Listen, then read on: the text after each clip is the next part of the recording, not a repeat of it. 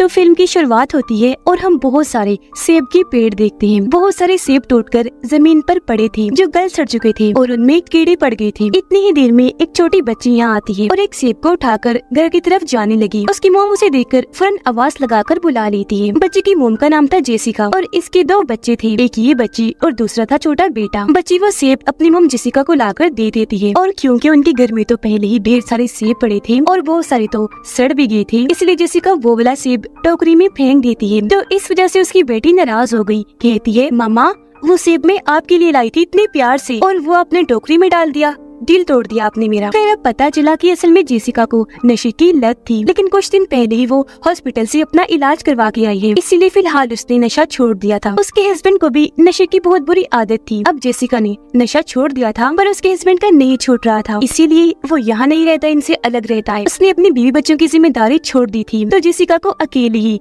अपने बच्चों का ख्याल रखना पड़ रहा था। अब जिस घर में वो अपने बच्चों के साथ रह रही थी वो उसके डैड का था, जिनकी अब मौत हो चुकी है। घर काफी पुराना और टूटा फूटा सा है, सामान भी यहाँ ज्यादा नहीं है। कमरों और दरवाजों की हालत भी बहुत खराब थी, खास तौर पर स्टोर रूम के दरवाजे की। वो जब भी बंद होता तो अंदर से उसे खोला नहीं जा सकता था, इसलिए जब भी जेसिका वहाँ से कोई सामान लेने जाती थी तो वो दरवाजे के सामने कोई चीज रख देती थी ताकि दरवाजा बंद ना हो, या फिर अपना पैर ही रख के खड़ी हो जाती थी और दरवाजे को बंद होने से रोके रखती थी। क्योंकि ऐसा कई बार हो चुका था, जब भी वो कोई सामान लेने यहाँ आई तो अंदर ही बंद हो गई। पर क्योंकि पहले तो उसका हस्बैंड उसके साथ रहा करता था तो बाहर से वो दरवाजा खोलकर जेसिका को निकाल दिया करता था, लेकिन अब वो इनके साथ नहीं रहता क्योंकि वो खुद ही नशा छोड़ना नहीं चाहता। उसने हॉस्पिटल जाकर अपना इलाज करवाने से भी मना कर दिया था। उसे पता था कि ऐसी नशा करने की वजह से मैं अपने बीवी बच्चों के साथ नहीं रह सकता, तो दरवाजा बंद होने से अब जेसिका को खुद ही रोकना था। जेसिका सोचती है कि पैसे क्योंकि मेरे पास नहीं है तो ऐसा करती हूँ सेब से जैम बनाकर बेच दिया करूंगी, क्योंकि उसकी मॉम भी यही काम करके पैसे कमाती थी। उन्हें जैम की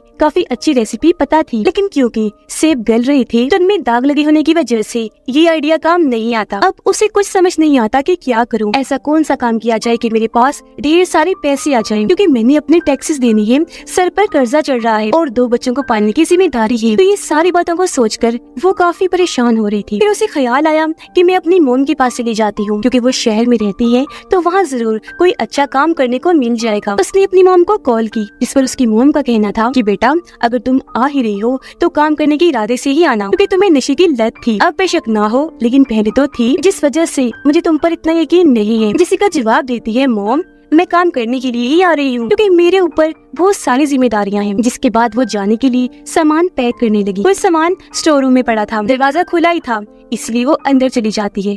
लेकिन तभी अचानक तेज हवा का झोंका आया जिससे दरवाजा बंद हो गया और जेसिका अंदर ही फंस गई। वो काफी परेशान हो गई क्योंकि उसके दोनों बच्चे छोटे हैं, तो अकेले होने की वजह से कहीं डर ना जाए उसे फिक्र होने लगी। उसकी बेटी भी काफी छोटी थी जो दरवाजा नहीं खोल सकती थी, लेकिन फिर भी जेसिका अपनी बेटी को आवाज लगाकर स्क्रू ड्राइवर इन्हें पेचकस लाने के लिए कहती है। बच्चे वो ले आई, जिसे लेते ही जेसिका दरवाजा खोलने की कोशिश करने लगी, लेकिन काफी कोशिशों के बाद भी वो दरवाजा नहीं खुलता, क्योंकि जैसा कि मैंने आपको बताया वो सिर्फ बाहर से ही खुलता था। लेकिन तभी खुशकिस्मती से यहाँ उसका हस्बैंड आ गया।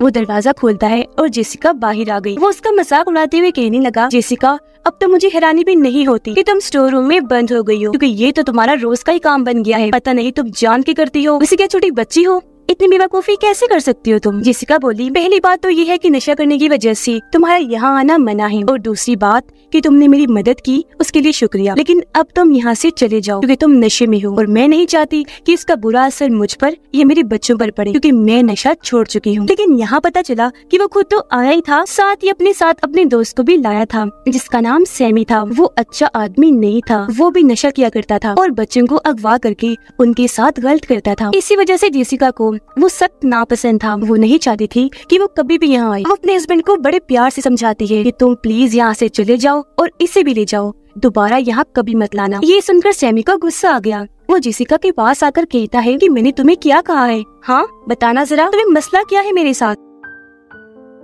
ये कहकर वो जेसिका के हस्बैंड को उसके खिलाफ भड़काने लगा। कहता है कि तुम्हारी बीवी मेरे बारे में इतना गलत सोचती है, बहुत दुख हुआ। अब ये सुनकर उसका हस्बैंड सैमी की बातों में आ गया। वो जेसिका पे भड़क गया और उस पर बिला वजह गुस्सा करते हुए थप्पड़ मार देता है, क्योंकि गुस्सा उसे इस बात का भी था कि इसने नशा छोड़ दिया है तो अब ये मुझसे बेहतर बन गई है। लेकिन फिर भी जेसिका कहती है कि तुम चाहे जो मर्जी कर लो मेरे साथ, लेकिन फिर भी मैं यही कहूंगी कि सैमी यहाँ ना आए और तुम भी ना आओ जब तक तुम्हारा नशा नहीं छूट रहा, क्योंकि मैंने अपने बच्चों पर इसका बुरा असर नहीं पड़ने देना। उनकी अच्छी तरबियत करके उनका ख्याल रखना है, तो बस जाओ यहाँ से। ये सुनकर उसके हस्बैंड को गुस्सा आ गया। वो पहले उसे मारता है, फिर उठाकर स्टोर रूम में पटक कर दरवाजा बंद कर लेता है और वो बेचारी अंदर ही बंद हो गई। उसके हस्बैंड उसे ही हर चीज का जिम्मेदार कहता है कि आज हमारे जो हालात है वो तुम्हारे डैड की वजह से, क्योंकि उन्होंने हमारे लिए कोई पैसा नहीं छोड़ा। वो रो रो कर कहती है कि प्लीज गुस्सा थूक दो और मुझे यहाँ से बाहर निकालो, लेकिन उसके हस्बैंड ने दरवाजा तो बंद किया ही था, साथ ही आगे बोर्ड लगा दिया था ताकि दरवाजा टूट भी ना पाए। वो उसकी मिन्नतें करने लगी कि प्लीज सैमी को मेरे बच्चों से दूर रखना। अब जेसिका चाहती थी कि पुलिस को फोन कर दूं, लेकिन उसे ख्याल आया कि जब उसका हस्बैंड उसे यहाँ बंद कर रहा था तो इस बीच उसका फोन बाहर ही गिर गया था और तो और उसके पास जितने भी पैसे थे वो सारे पर्स से उसके हस्बैंड ने निकाल लिए थे। उन पैसों से ही वो यहाँ से जाने वाली थी, लेकिन अब नहीं जा पाएगी, क्योंकि एक तो यहाँ फंसी हुई है, दूसरा अगर यहाँ से बाहर भी जाए तो पैसे ना होने की वजह से वो जा ही नहीं पाएगी। उसका हस्बैंड जब दरवाजे पर कील ठोक रहा था तो कील जेसिका के हाथ में घुस गई, जिससे उसका हाथ जख्मी हो गया। दर्द की वजह से वो रोने लगी, पर इन हालात में भी उसे अपने बच्चों की फिक्र थी। उसने अपनी बेटी को कह दिया था कि भाई को लेकर कमरे में चली जाओ और अंदर से दरवाजा बंद कर लेना, खोलना मत। तब उसकी बच्ची ने ऐसा ही किया था। वो अपने भाई के साथ कमरे में थी। फिर थोड़ी देर के बाद जब उसका हस्बैंड और सैमी यहाँ से गई तो बच्ची बाहर आई। कहती है मम्मा भाई रो रहा है, उसे शायद भूख लगी है, तो आप कब बाहर आएंगी? जेसिका रोते हुए जवाब देती है मेरी बच्ची माफ करना, मैं तो आना चाहती हूँ लेकिन यहाँ फंस चुकी हूँ। तुम ऐसा करो भाई के पास जाकर बैठ जाओ, वो रोना बंद कर देगा। अब वैसे तो उसकी बेटी काफी छोटी थी लेकिन समझदार थी। जेसिका उसे कहती है बेटा मेरा फोन ला कर दो। बच्ची सवाल करने लगी मॉम लेकिन आपने अंदर फोन का क्या करना है? ये सुनकर जेसिका को थोड़ा गुस्सा आया कि वो इस वक्त में सवाल कर रही है, लेकिन फिर अपने गुस्से पर काबू पाकर उसे समझाती है कि मैंने मेरी जान कॉल करनी है। तब बच्ची फोन लाकर उसे नीचे से पकड़ा देती है जहाँ छोटी सी जगह थी। जेसिका मोबाइल लेकर हेल्पलाइन पर फोन करने का सोचती है मदद के लिए, लेकिन यहाँ सिग्नल्स नहीं आ रहे थे इसलिए कॉल नहीं होती। वो ऐसे ही परेशान बैठी रही क्योंकि उसका घर भी ऐसी जगह पर था जहाँ दूर दूर तक कोई और घर नहीं था, तो आसपास से मदद आने की तो कोई उम्मीद थी ही नहीं। अब उसकी बेटी कहती है मामा मैंने वॉशरूम जाना है, आ जाए ना बाहर। जेसिका कहती है मेरी जान मैं कैसे आऊँ, फंसी हुई हूँ, आप ऐसा करो खुद ही चली जाओ वॉशरूम। जिस पर बच्ची जवाब देती है नहीं मामा मैं यही रहूंगी, आपसे दूर नहीं जाना चाहती। इसी वजह से वो वहीं बाहर ही यूरिन कर देती है, लेकिन ऊपर कमरे में उसका छोटा भाई भी था। उसका डायपर बदलने का वक्त हो चुका था। जेसिका उसे समझाती है कि कैसे डायपर बदलना है। तब बच्ची अपने भाई के पास गई और ये काम भी काफी अच्छे से कर लेती है। रात हो गई, मौसम खराब था तो बिजली की आवाज से बच्ची को डर लग रहा था। अब उसका भाई तो सो चुका था लेकिन बच्ची नहीं, वो दरवाजे के पास ही आकर लेट गई। जेसिका उसे हौसला देती है मेरी बेटी मैं यहाँ से बाहर आ जाऊंगी तो तुम डरना मत, ओके? जिसकी थोड़ी ही देर की बात उसकी भी आंख लग गई। जेसिका सोचती है क्यों ना मैं दरवाजा ही तोड़ दूं। वो आसपास ऐसी कोई चीज ढूंढने लगी जिससे दरवाजा टूट जाए, लेकिन वहाँ ऐसा कुछ नहीं था। अब रात ऐसी गुजर गई। सुबह उसकी बेटी कहती है मामा मुझे और छोटे को भूख लगी है। ये सुनकर जेसिका उसे स्टोर में पड़ा हुआ जैम देती है। बच्चे वो खाकर अपना पेट भरते हैं और वो खुद भी इसी पर गुजारा करती है। उसे उम्मीद थी कि आज मैं यहाँ से निकल जाऊंगी, आज मेरा हस्बैंड आ जाएगा, उसका गुस्सा ठंडा हो गया होगा, लेकिन आज के दिन में वो नहीं आता। वो अब यहाँ रुक नहीं सकती थी, कैसे भी करके उसे यहाँ से निकलना था, क्योंकि बच्चे भी अकेले होने की वजह से परेशान थे, उन्हें अपनी माँ की जरूरत थी। उसका बच्चा रोने लगा। जेसिका उसे कहती है जाओ भाई को चुप करवाओ और जब वो शांत होकर सो जाए तो यहाँ दोबारा आना, मुझे तुम्हारी मदद चाहिए। बच्चे को चुप करवाने के बाद बच्ची वापस आ गई। जेसिका उसे कहती है बेटा कुछ ऐसा लाओ जिससे मैं दरवाजा या फर्श को तोड़ सकूं। अब वो बच्ची थी, उसे कोई ऐसी चीज नहीं मिलती, लेकिन अपनी तरफ से वो कुछ न कुछ लाने लगी, कभी लकड़ी, कभी खिलौना, तो कभी चम्मच कांटा वगैरह। ये देखकर जेसिका को बहुत गुस्सा आया। वो सारी चीजें दरवाजे पर दे मारती है, बोली ये तुम क्या ला कर दिए जा रही हो, ये नहीं चाहिए मुझे, इसे कुछ नहीं होगा। अब उसके गुस्सा करने पर बच्ची रोने लगी। तब जेसिका को अपनी गलती का एहसास हुआ कि मैंने उसे ज्यादा ही सुना दी, इसीलिए वो कहती है अच्छा मेरी जान आई एम सॉरी, मैंने आपको ज्यादा ही डांट दिया, प्लीज चुप कर जाओ। ये कहकर वो खुद पे जज्बाती होकर रोने लगी, क्योंकि उसने भी अपनी जिंदगी में बहुत सारी गलतियाँ की थी जिनका आज उसे पछतावा हो रहा था। सबसे बड़ी गलती अपने हस्बैंड से शादी करने की। अब यहाँ स्टोर रूम में उसके पास थोड़ा बहुत नशा था जिसे वो लेने का सोच रही थी, लेकिन किसी तरह बड़ी हिम्मत करके उसने खुद को रोकी रखा। फिर अब जब उसकी बेटी कोई काम की चीज नहीं लाती, इसलिए जेसिका को स्क्रू ड्राइवर से काम चलाना पड़ता है। वो उसकी मदद से फर्श को तोड़ने लगी, पर वो ये काम एक ही हाथ से कर पा रही थी, क्योंकि की लगने की वजह से उसका दूसरा हाथ जख्मी था। उसे दर्द हो रही थी, साथ ही इन्फेक्शन फैलने का भी खतरा था। अब आज यहाँ सैमी आता है, वो भी बिल्कुल अकेली। इस बारे में उसकी बेटी अपनी मॉम को बताती है। ये सुनकर जेसिका काफी डर गई। अपनी बेटी को कहती है,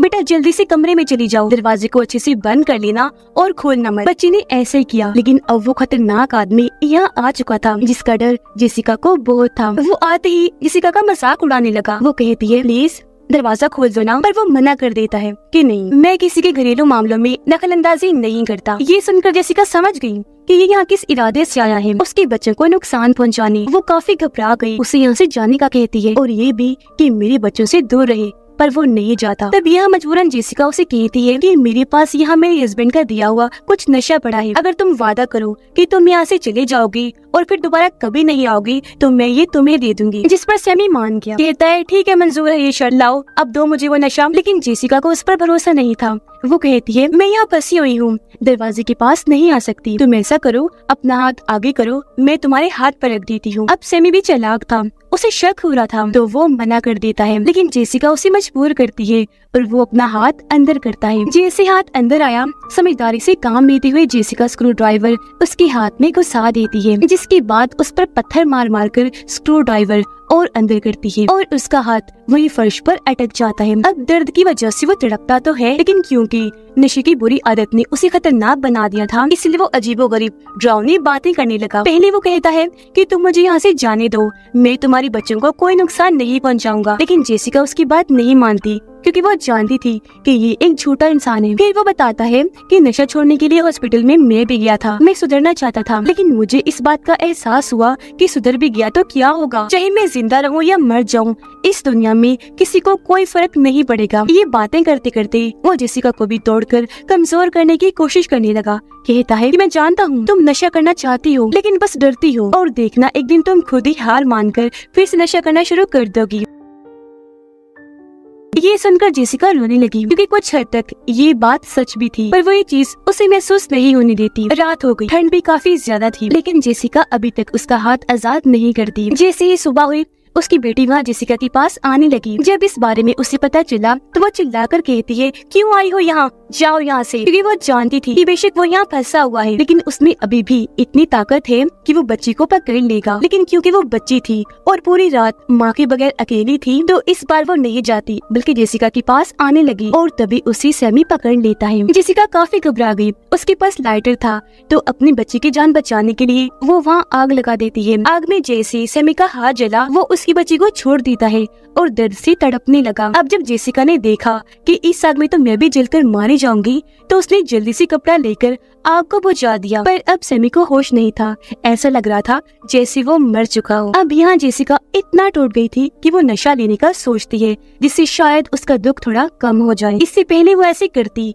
उसकी नजर सामने पड़ी बाइबल पर जाती है। उसने जैसे किताब को खोलकर देखा, खैर हर सफ़े पर पैसे पड़े हुए थे जो उसके डैड ने ही जेसिका के लिए छोड़े थे। अब बाइबल में लिखी गई कुछ लाइंस को पढ़ने के बाद वो इतनी जज्बाती हो गई कि रोने लगती है और नशा भी वहीं फेंक देती है। फिर वो सैमी के हाथ से स्क्रू ड्राइवर निकाल लेती है। वो बेहोश था, उसे जरा भी इस बात की भनक नहीं लगती, और अब जेसिका स्क्रू ड्राइवर से फर्श की बजाय छत तोड़ने लगी। इसमें पूरी तरह वो कामयाब रही और छत को तोड़कर ऊपर वाले वॉशरूम में आ पहुंचती है। यहाँ से निकलकर वो कमरे में जाने लगी। बच्चों के पास उसे डर था कि कहीं उन्हें कुछ हो ना गया हो, लेकिन खुशकिस्मती से दोनों बच्चे बिल्कुल ठीक थे, जिससे उसकी जान में जान आई। अब बच्चे भूखे थे, खाना गाड़ी में पड़ा था, जिसकी चाबी सैमी के पास थी। चुपके से चाबी उसके पास से निकालकर बच्चों को लेकर वो गाड़ी तक जाने लगी, पर बाहर बहुत तेज बारिश हो रही थी। वो बच्चे का दूध नहीं लाई थी, इसलिए बच्चों को लेकर वापस घर आ गई। सर्दियों का मौसम था और बच्चे क्योंकि बहुत भीग गए थे, इसलिए वो उनको घर में ही छोड़ती है, क्योंकि वो बीमार भी पड़ सकती थी। अब खुद वो बाहर जाते हैं खाना लेने।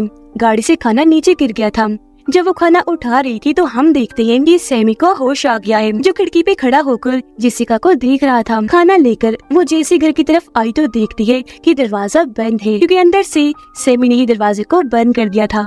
वो काफी डर गई क्योंकि उसकी बच्ची अंदर फंस गई थी, जिन्हें सैमी नुकसान पहुंचा सकता था। अब फिर भी वो जैसी तैसी घर के अंदर आ गई। वो जब कमरे की तरफ भागी तो देखती है कि सैमी ने बच्चों की गर्दन पे चाकू रखा हुआ है और जेसिका को वो धमकाने लगा। वो उसे काफी समझाती है कि मेरे बच्चों को छोड़ दो प्लीज, ये तो मासूम है, इनका क्या कसूर है। पर वो एक नहीं सुनता क्योंकि बच्चों को मारने का ठान चुका था। इससे पहले वो ऐसे करता, यहाँ उसका हस्बैंड आ गया जिसने हाथ में गन पकड़ी हुई थी। गन पॉइंट करके वो सैमी से अपने बच्चों को छुड़वा लेता है, जिसके बाद सैमी यहाँ से भाग गया। अब उसके हस्बैंड को स्टोर रूम में पड़े वो पैसे और नशा मिल जाता है जिसे वो ले चुका था। फिर वो जेसिका को कहता है कि तुम भी मेरे साथ चलो। अब वो सोचती है कि अगर मैंने इसे इनकार किया तो इसका दिमाग फिर से खराब हो जाएगा, ये मुझे मारकर दोबारा से स्टोर रूम में बंद कर देगा। इसीलिए वो उसके साथ जाने के लिए मान गई, इस इरादे के साथ कि बाद में जैसे तैसे बच्चों को लेकर यहाँ से भाग जाऊंगी। वो बहाने से अपने हस्बैंड को बाहर गाड़ी में भेजती है खाना लाने और चुपके से उसके सैंडविच में बेहोशी की दवाई मिला देती है। वो सैंडविच खा लेता है,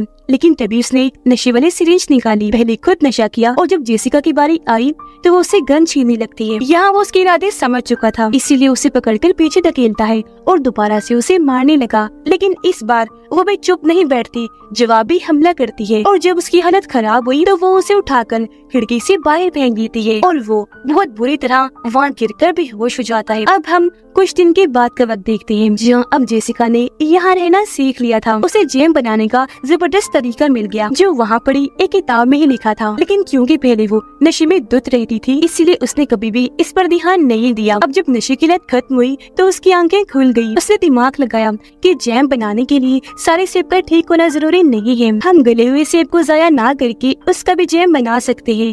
वो गला हुआ हिस्सा अलग करके सब कुछ ठीक हो गया था। घर की हालत भी अच्छी हो गई थी और जेसिका ने भी खुद को काफी बदल लिया था, क्योंकि उन्हें अब पैसों की कोई तंगी नहीं थी। जैम का बिजनेस काफी अच्छा चल रहा था और वो अपने बच्चों को काफी अच्छे से पाल रही थी। अब ये कहानी हमें सिखा रही है कि नशा एक बुरी आदत है, इतना खतरनाक है कि हमें इससे हमेशा दूर रहना चाहिए, क्योंकि नशा करने वाले इंसान को कोई होश नहीं होती कि क्या अच्छा है और क्या बुरा। इसी मैसेज के साथ ये फिल्म इधर ही खत्म हो जाती है।